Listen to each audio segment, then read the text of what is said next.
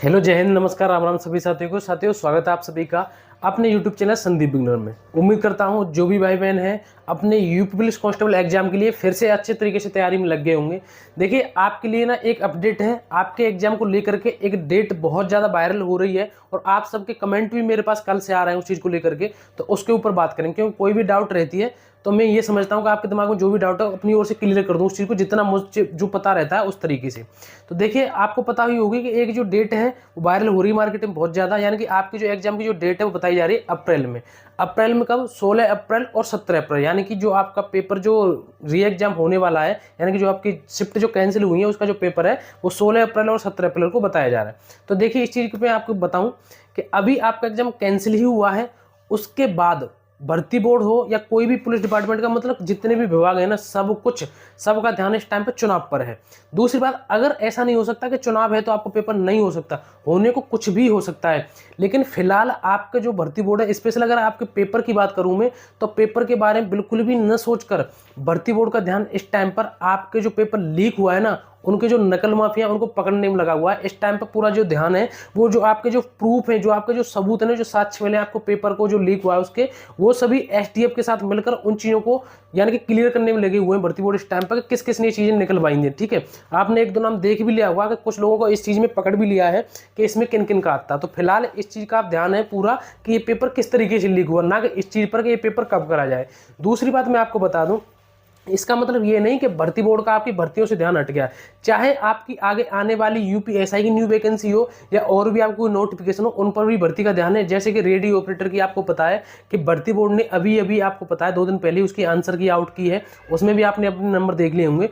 तो भर्ती बोर्ड आपके इस पेपर लीक को लेकर के साथ साथ अपनी जो और भी प्रक्रिया है ना, भर्ती की जो नई भर्तियों की है जो पहले से चल रही हैं, उन पर भी अच्छे तरीके से ध्यान है। तो पहली बात मैं इस चीज़ का खंडन कर दूं साफ साफ कि ये जो आपकी 16 अप्रैल और 17 अप्रैल की जो आपकी जो डेट बताई जा रही है इस टाइम पे बिल्कुल मतलब फेक है एक तरीके से।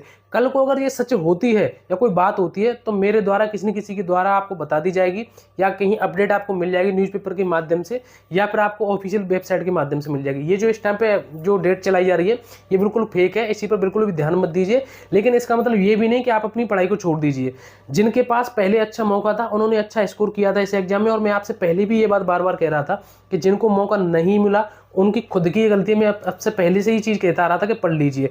इसलिए आपको अब आप ये समझ लीजिए आपकी किस्मत अच्छी है, कुछ भी समझ लीजिए, अब आपको फिर से इतना टाइम दोबारा मिल गया तो आप इस टाइम को अपना बिल्कुल खराब मत कीजिए। क्योंकि ये जो ऐसा समय है ना, ये सबके पास मतलब बार बार इस तरीके से नहीं आता। जो भी आ उन चीज़ों को भूलिए कि पेपर कैंसिल हुआ, आपका पेपर अच्छा हुआ खराब हुआ, लेकिन अब इस टाइम पर जो आपको समय मिला है ना वो इस तरीके का मिला है कि कल को आप किसी को दूसरे को बहाना बना नहीं सकोगे। इसलिए फिलहाल आप अपनी चीज़ों पर पढ़ने पर ध्यान दीजिए। आपकी न्यू वैकेंसी भी बहुत जल्दी देखने को मिलेंगी भर्ती बोर्ड की ओर से, लेकिन फिलहाल जो आपको ये एग्जाम की जो डेट बताई जा रही है ये बिल्कुल गलत है। ठीक है, और दूसरी बात मैं आपको बताऊं, जो सब्जेक्ट आपकी कमजोर हो उस पर विशेष करके ध्यान दीजिए। बीच में आपको प्रैक्टिस करते रहना है।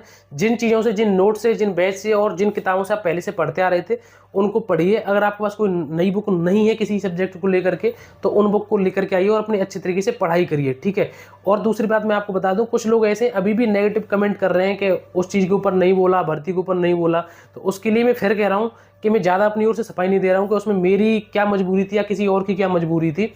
लेकिन इतना है, अगर आपके अंदर थोड़ी सी भी समझ होगी ना तो आप समझ जाएंगे कि विभाग में रह करके कुछ मतलब मर्यादा में रहना पड़ता है, कुछ एक लिमिट में रहना पड़ता है। इस चीज़ को आप पूरी तरीके से तभी समझेंगे जब आप खुद सिलेक्ट हो जाएंगे। ठीक है, हालांकि मैं इसके ऊपर डिटेल से आपको एक वीडियो कल लाने वाला हूँ, मैं बताऊंगा कि ऐसी क्या मजबूरी थी, क्यों वीडियो नहीं बनाई, अगर बनाई भी थी तो वो क्यों डिलीट करनी पड़ी या कुछ और रीजन। ठीक है, तो फिलहाल बस आपके लिए यही जानकारी देनी थी। आपकी नई वैकेंसी भी जल्दी आएगी, यूपीएसआई की वैकेंसी हो चाहे और भी आपकी कोई वैकेंसी हो।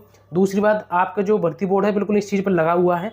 फिलहाल आपके जो भर्ती बोर्ड है इस चीज़ में लगे हुए हैं कि वो सबूत इकट्ठे कर रहे हैं कहाँ से ये जो पेपर लीक हुआ, किस किस ने ऐसी गलत काम किए। ठीक है, उस चीज़ में लेकर के तो फिलहाल आपकी जो एग्जाम की जो डेट है ये बिल्कुल गलत है, अप्रैल वाली। लेकिन ऐसा नहीं है कि आपको बिल्कुल 6 महीने बाद ही आपका पेपर होगा। ये मैंने आपको कल भी वीडियो में बताया था कि इस 6 महीने के चक्कर में ऐसा मत करना कि आप फिर से ये सोच लो कि हम बाद में तैयारी करेंगे।